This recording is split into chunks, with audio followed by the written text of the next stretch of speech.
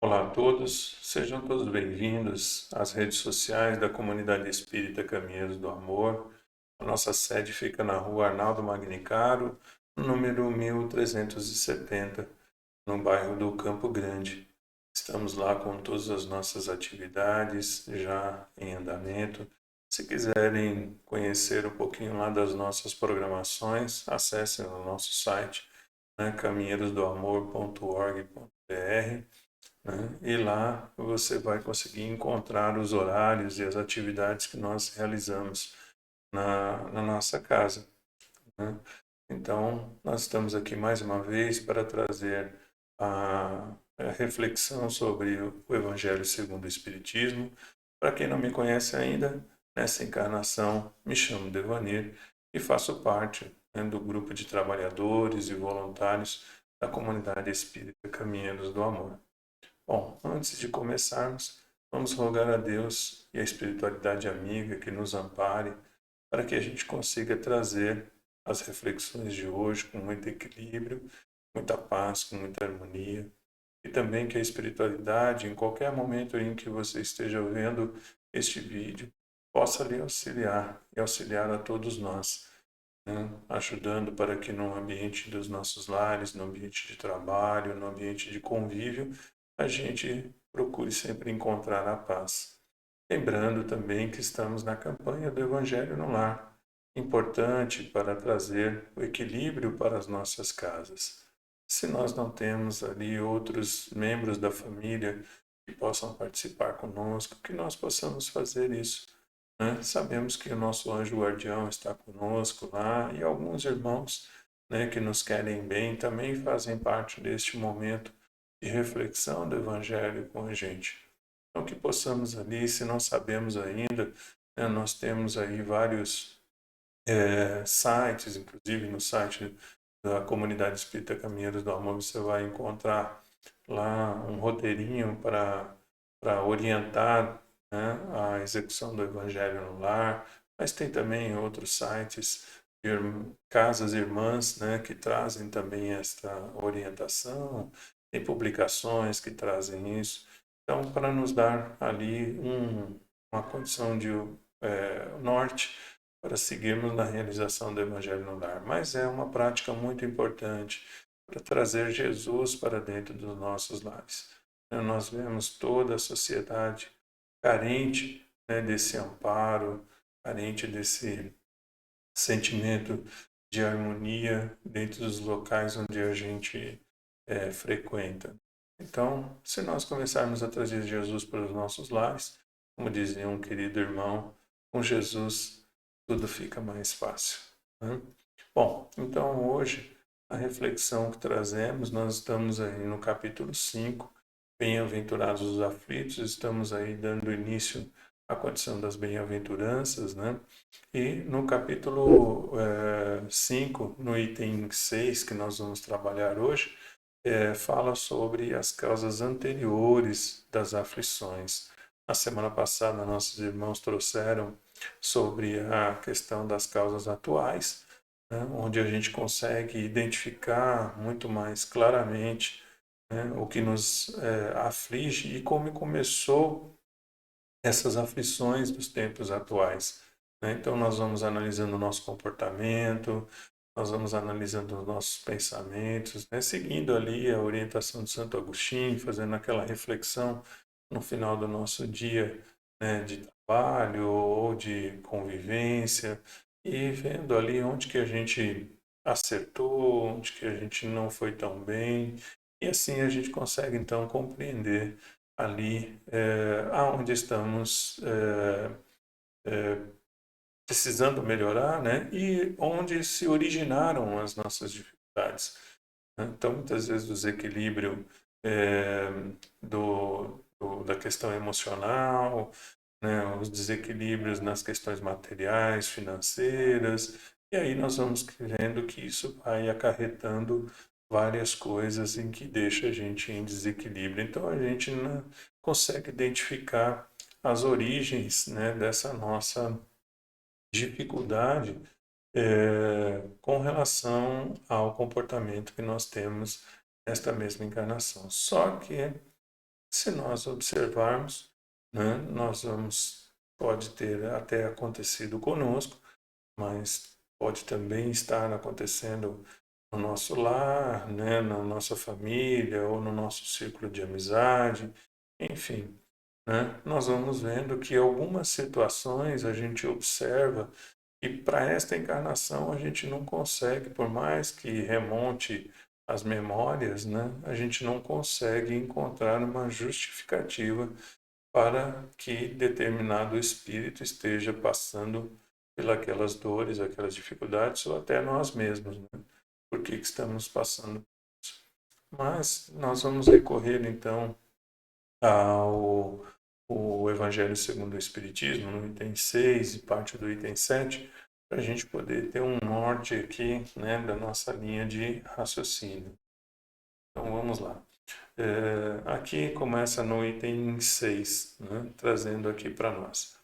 Diz aqui, mas se há males nesta vida, né, de que o homem é a própria causa, né, como estávamos falando sobre a questão das causas atuais das aflições, ele diz aqui, há também outros que, pelo menos em aparência, são estranhos à sua vontade e parecem golpeá-lo por fatalidade, né? Ou seja, algo que ele não consegue explicar, como se fosse uma fatalidade, aquilo acontece sem um motivo aparente, né?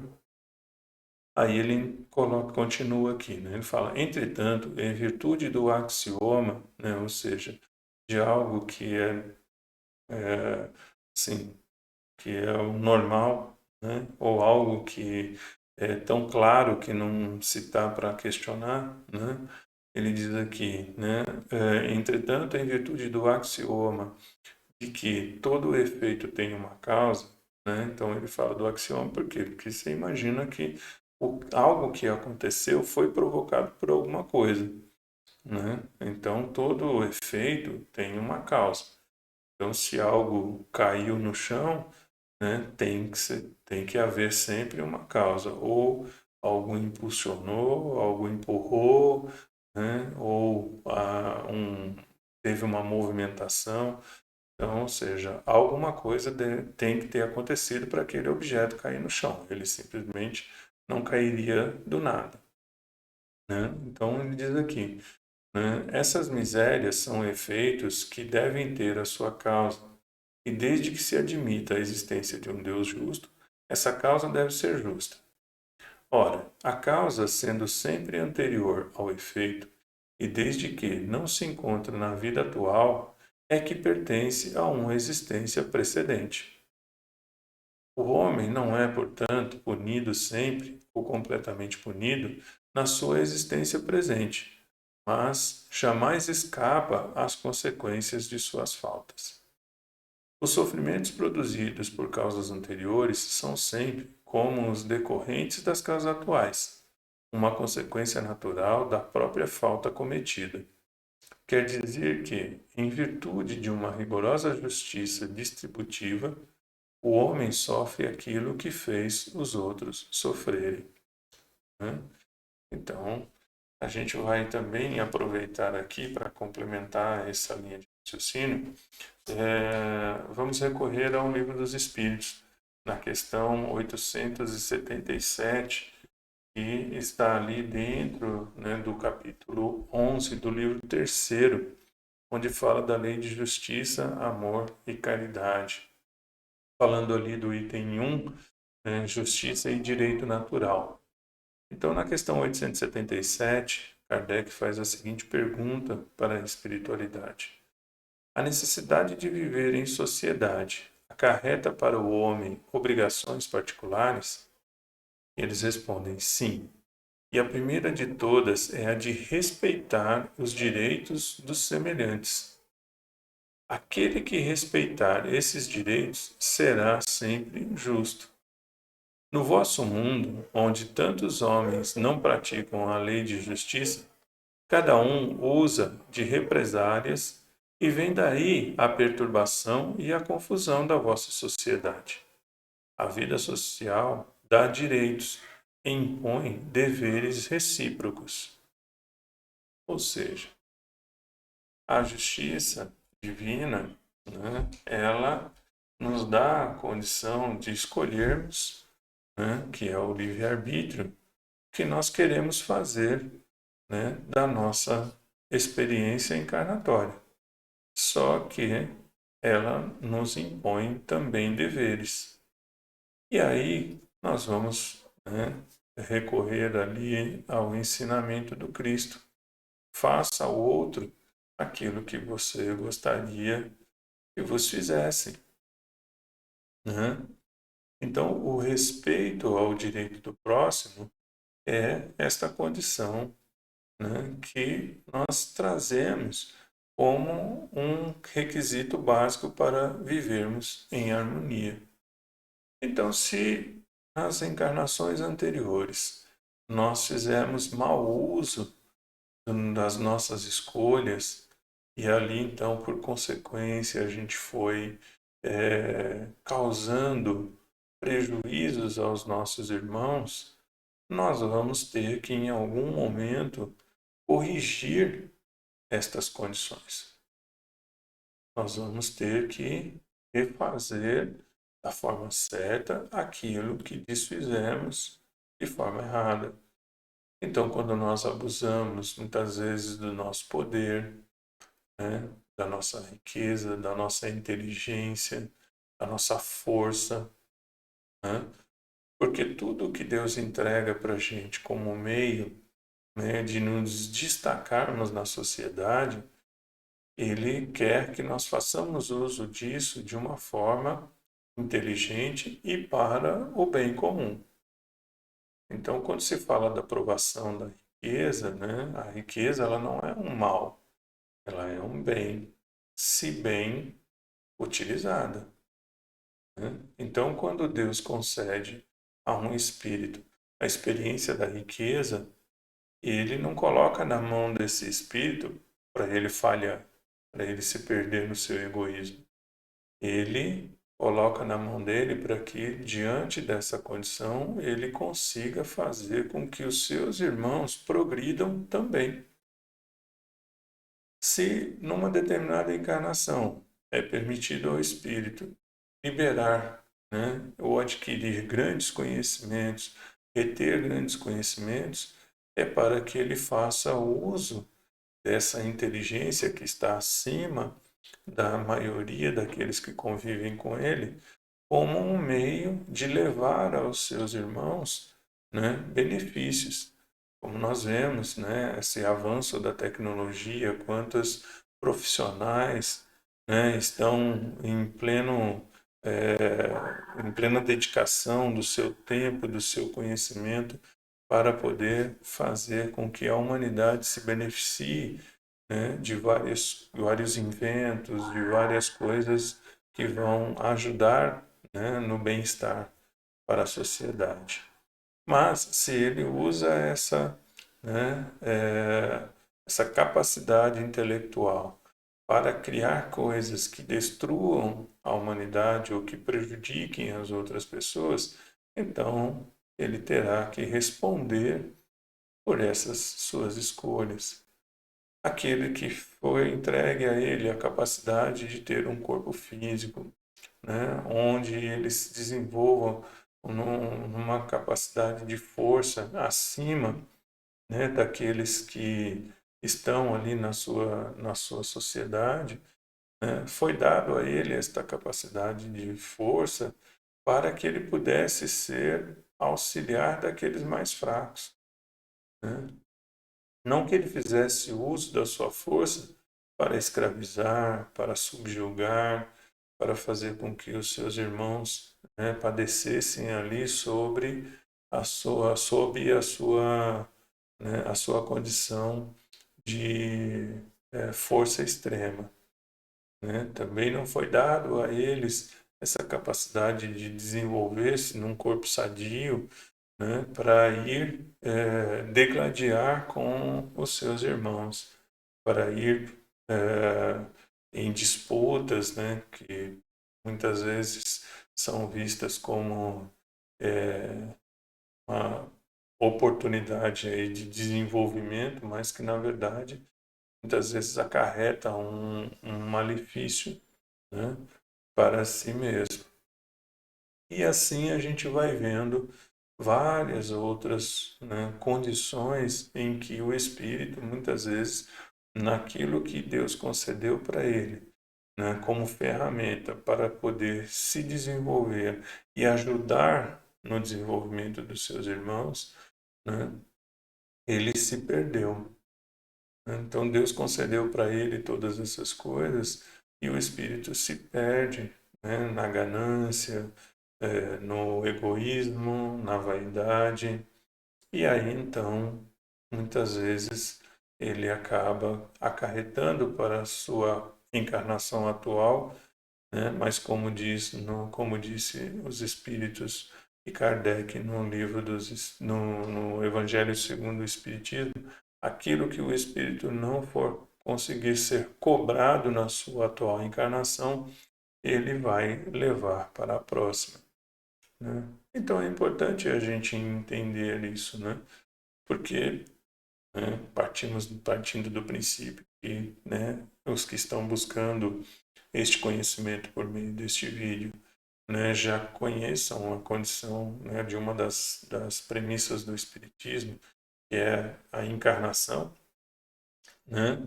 É importante a gente saber, então, que a encarnação para o espírito, né, tem o seu fim providencial, como já foi trazido anteriormente, né, que é a necessidade do espírito poder utilizar esse retorno para poder evoluir, né? Então, é uma condição em que o espírito só troca de roupagem, né? Mas a minha essência como espírito, ela permanece, né? Então, é como se nós fôssemos numa loja ali, né, e comprássemos todo um conjunto de roupa nova, né? Aí vestíssemos essa roupa e saíamos da loja deixando para trás as roupas antigas, né, velhas ou surradas que nós carregávamos antes. Mas eu continuo sendo o mesmo, só a minha roupa que mudou, né? Então, se nós fazemos isso, ou seja, o meu comportamento, mesmo estando de roupa nova, se eu não me modificar, ele vai continuar sendo o mesmo. O fato de ter colocado uma roupa nova não faz de mim uma pessoa diferente, né? Eu serei o mesmo. Então, para o espírito, é a mesma coisa. Se o espírito ainda carrega as suas mazelas, se não se esforçou para compreender a necessidade da mudança, né? Se não trabalha nas suas encarnações, né? Aquela chamada reforma íntima, de reconhecer ali as suas falhas e fazer com que elas, né, sejam ali tratadas, que elas sejam ali buriladas, né, e melhoradas, ele vai continuar sempre o mesmo. Então, a encarnação, muitas vezes o espírito pode escolher estacionar, né? Nós já aprendemos que ele não regride, mas ele pode estacionar. Ele pode vir por uma encarnação, só pegar uma roupa nova e continuar fazendo as mesmas coisas que faziam nas encarnações anteriores, né? Só que, diante da justiça divina, todos nós teremos que respeitar, né, o direito dos nossos irmãos e, portanto, se houver para esta encarnação algo que eu precise corrigir, então a gente vai ter que corrigir, né? Então, muitas vezes, o que nós estávamos falando sobre situações que acontecem, às vezes, nos nossos caminhos, né? No próprio Evangelho, nesse item 6, né? Kardec vem trazer para a gente uma reflexão sobre esses espíritos que estão retornando numa encarnação e escolhem então ali uma ferramenta de trabalho, ou seja, um corpo físico com limitações, né? Então, o que acontece? A mãe às vezes vai ali fazer todo o seu processo de gestação com todo o equilíbrio necessário, né? Segue todas as orientações dos médicos, do pré-natal, né? Muda ali seu hábito alimentar, complementa a sua alimentação, ela muda, né, o seu comportamento, menos esforço físico, enfim, faz de tudo para que a gestação, né, daquele corpo físico, aquela morada para aquele espírito, ela toda seja bem equilibrada, né? Tudo seja ali perfeitinho, para que tudo seja maravilhoso para aquele espírito que chega. Mas só que no nascimento se percebe então que aquele espírito traz no seu corpo físico uma limitação, né? Então, como nós estávamos falando, se num determinado momento, né, do seu progresso, numa das encarnações, você veio com essa liberdade de usar a sua inteligência de forma plena, se destacando daqueles que estão na caminhada ali junto com você, mas você faz mau uso da sua inteligência, né? Então pode ser que numa encarnação, porque eu estou dizendo pode ser, porque senão nós não estamos aqui, né? Senão nós vamos achar que toda a encarnação com uma limitação da capacidade intelectual é decorrente do abuso da inteligência na outra encarnação. Não é. Um espírito em missão pode escolher vir, né, com uma limitação é, na sua capacidade intelectual como provação para os seus pais, certo? Mas vamos colocar aqui no nosso exemplo, como estamos falando das aflições, causas anteriores das aflições, vamos colocar essa reflexão como, né, sendo consequência disso, né? O espírito, ele abusando da sua condição de inteligência superior, intelectual, numa outra encarnação, pode ser que nesta ele peça, né, para vir com uma limitação, para que ele não faça novamente mau uso, né, dessa ferramenta, né, que ela sofra ali um impedimento para que o seu raciocínio seja pleno como foi na outra encarnação, porque ele já percebeu que ainda não tem domínio sobre ela. Às vezes, o espírito pede para viver, né, uma vida plena, ou seja, com todos os seus sentidos, até uma certa faixa etária, né, e a partir dali, então, ele começar a sua aprovação. Então, pode ser que o espírito, em algum momento, né, ali comece a ter perda da visão, perda auditiva, a perda motora, né? Pode ser que sofra ali algum acidente, que seja ele mesmo o provocador, e ali há uma limitação, uma perda de um membro, ou como consequência, né, uma limitação da coordenação motora, né? Então, pode ser que ele não escolha essa aprovação logo no nascimento. Pode ser que ele escolha para que venha numa certa faixa etária. Então, muitas vezes, né, ele goza de plena saúde, né, plena atividade durante parte da sua caminhada e depois vem a limitação para que ele, então, a partir dali, comece o seu processo, né, de reparação de todas as coisas que ele precisa para poder sair desta encarnação melhor. Então, muitas vezes vem esse julgamento, né? Como nós estávamos falando. As pessoas olham e falam assim: nossa, mas era uma pessoa tão boa, não merecia passar por isso. Olha só como é que pode, fez tanto bem nesta vida, ajudou tantas pessoas e agora está ali em cima de uma cama inválido, né? Inválido no sentido do nosso julgamento, porque o espírito, né, ele não se limita à ação do corpo, né? Se a gente tem dificuldade de mobilidade, nós não podemos nos julgar inválido, porque nossa prece já consegue ajudar as pessoas. Se nós não tivermos a condição da locomoção motora, mas como espírito estivermos conscientes, nós podemos orar por muitas pessoas. Então, o espírito, ele nunca está inativo, né? Ele nunca é inválido. Nós que muitas vezes, diante desses desafios, temos a condição de rotular ou o próximo ou nos rotular como inválidos. Mas não existe invalidez para o espírito.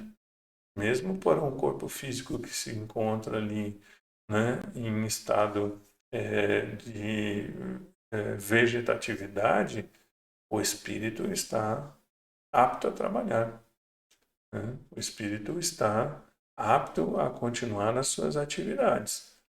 Então, não existe ninguém inválido, né? Mas, seguindo aí uma expressão que as pessoas costumam usar muito, é essa questão da invalidez, né? Então, às vezes as pessoas começam ali a ter esta dificuldade, né, de compreender que aquilo é um desafio para o espírito. Ele teve justamente um período em que ele teve condições de se preparar espiritualmente para viver aquele desafio. E se chegou nesta encarnação é porque aquele espírito, ou nós, né, como espíritos, estamos preparados.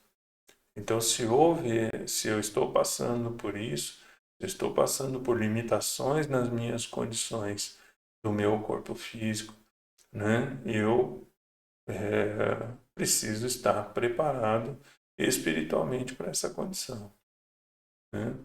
Se está havendo alguma provação na minha vida que não esteja relacionado com o meu corpo físico, né?